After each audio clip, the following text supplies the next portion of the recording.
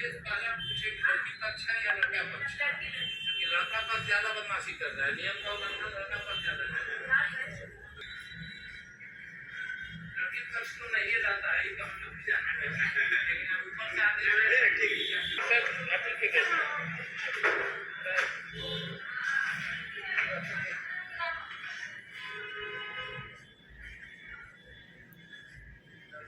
ये आप है इसमें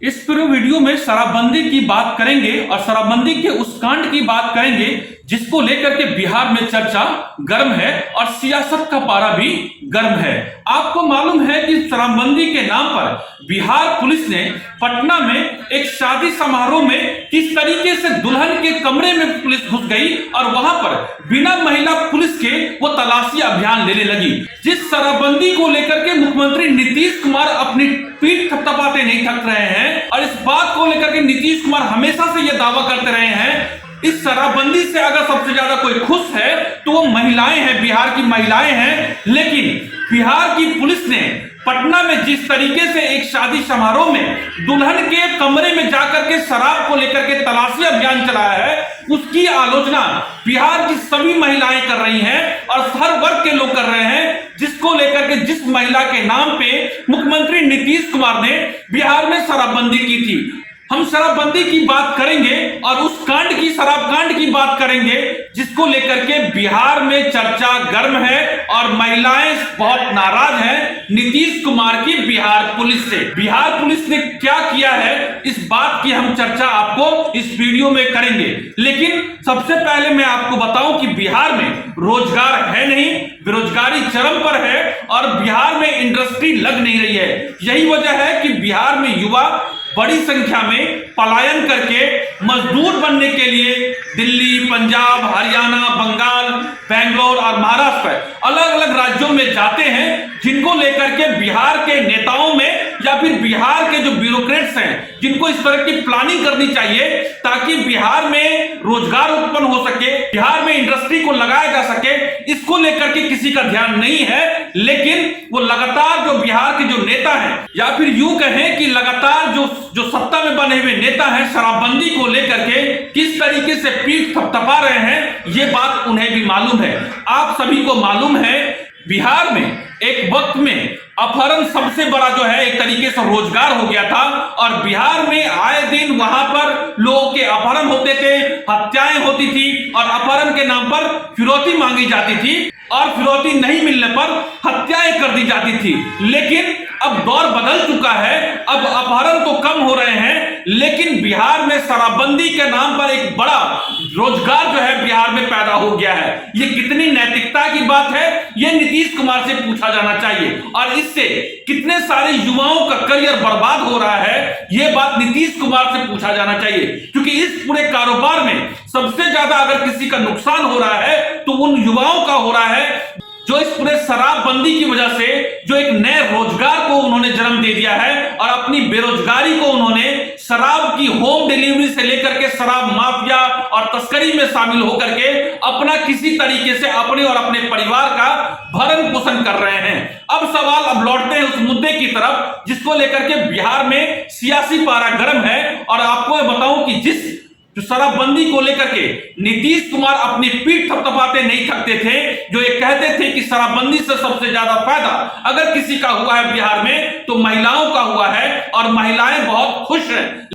पटना पुलिस ने जिस तरीके से उन्होंने जो है शराबबंदी के नाम पे या शराब तलाशी के नाम पर अभियान चलाया, उसकी आलोचना सबसे ज्यादा बिहार की महिलाएं कर रही हैं और वो लगातार नीतीश सरकार की और नीतीश कुमार की पॉलिसी की और बिहार पुलिस की थू कर रही है। आपको एक सवाल उठता है कि जो वीडियो आप देख रहे हैं, इस वीडियो में देख सकते हैं कि एक शादी समारोह हो रहा है, एक होटल में इस शादी समारोह का आयोजन किया गया है और बिहार की पटना पुलिस वहां पर पहुंचती है, वहां पे दलबल के साथ पहुंचती है और उस पूरे शादी समारोह में वहां पर वो शराब के नाम पर तलाशी अभियान चलाती है। हद तो तब हो जाती है कि जब बिहार पुलिस शराब तलाशी के नाम पर कमरे कमरे में घुसती है और इतना ही नहीं, वो इस बात को भूल जाती है कि जो नियम कानून उनको पढ़ाए जाते हैं, शायद पता पता नहीं कौन सा नियम कानून वो पढ़ कर आते हैं कि तलाशी करते करते महिला या फिर यूं कहें कि दुल्हन के कमरे में भी प्रवेश कर जाते हैं। दुल्हन के कमरे में जब वो प्रवेश करते हैं तो शायद उन्हें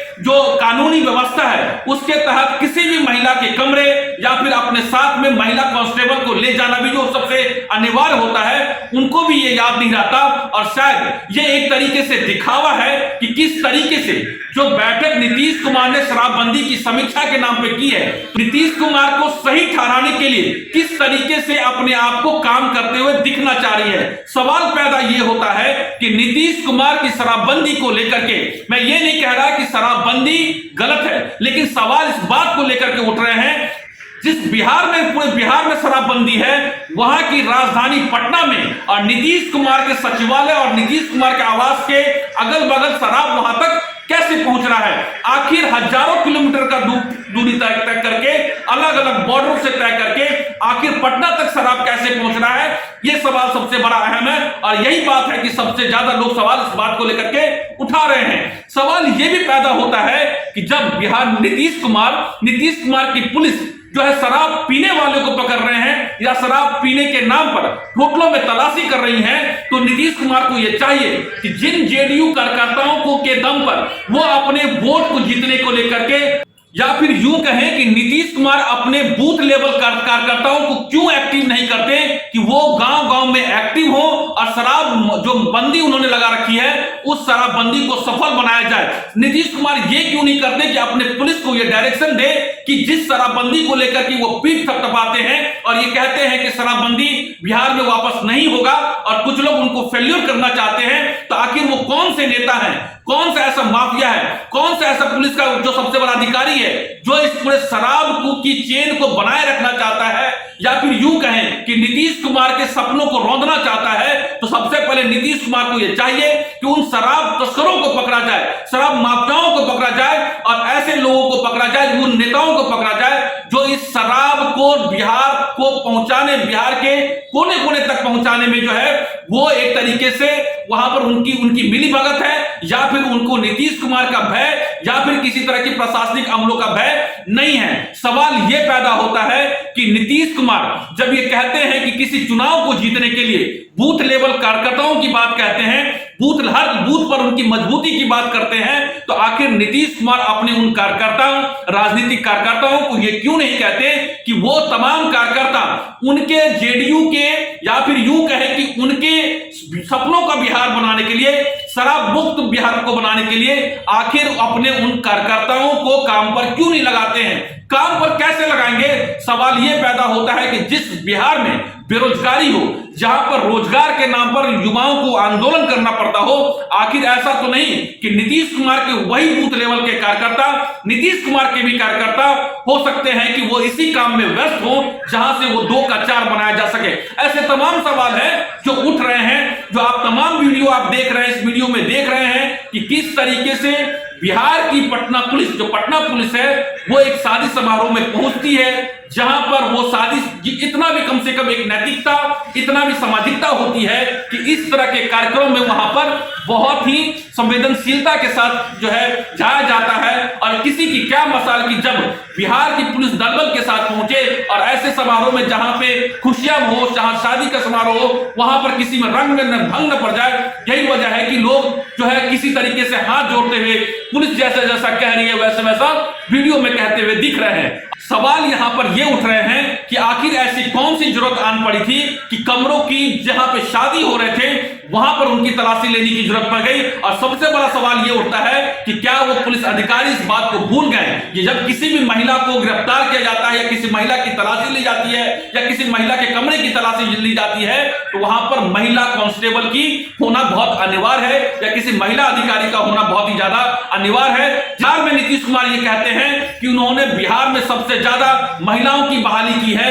तो यह है बिहार में शराबबंदी को लेकर के एक नया फसाना है, जिसमें नीतीश कुमार की और नीतीश कुमार की जो बिहार पुलिस की कार्यशैली को लेकर के तमाम सवाल उठ रहे हैं। और सवाल उठने लाजमी भी है कि आखिर नीतीश कुमार और उसकी पुलिस वाकई में यह चाहती है तो आखिर जो शराब माफिया और उनके जो शराब तस्कर हैं उनको क्यों नहीं पकड़ती है, ताकि जो है बिहार में शराब पीने वालों को क्यों पकड़ा जा रहा है, या फिर नीतीश कुमार की पुलिस उन माफियाओं, उन नेताओं को चिन्हित क्यों नहीं कर रही है जो इस पूरे व्यापार में संलग्न है? इसको लेकर के तमाम तरह के सवाल उठ रहे हैं और इस पर सवाल उठना भी लाजमी है। और यही वजह है कि लगातार विपक्ष भी नीतीश कुमार को सवालों के घेरे में या उनके फैसलों को लेकर के लगातार सवाल उठ रहे हैं। आप देख रहे हैं द इंडिया प्लस न्यूज और मैं हूं पंकज हरिकुमार। अगर हमारा ये वीडियो अगर आपको अच्छा लगा तो जरूर हमारे वीडियो को शेयर कीजिए, हमारे चैनल को सब्सक्राइब कीजिए, फेसबुक पेज को फॉलो कीजिए। अगर आपके पास कोई जानकारी है तो हमारे दिए गए नंबर पर हमसे शेयर भी कर सकते हैं। नमस्कार। अगर आप चाहते हैं कि आपको इस तरह का इंफॉर्मेटिव वीडियो मिलता रहे तो आप हमारे चैनल द इंडिया प्लस को सब्सक्राइब करना ना भूलें। साथ में आप बेल आइकन को दबाना भी ना भूलें ताकि आपको नोटिफिकेशन मिलता रहे। आप हमारे इस वीडियो को शेयर भी कर सकते हैं।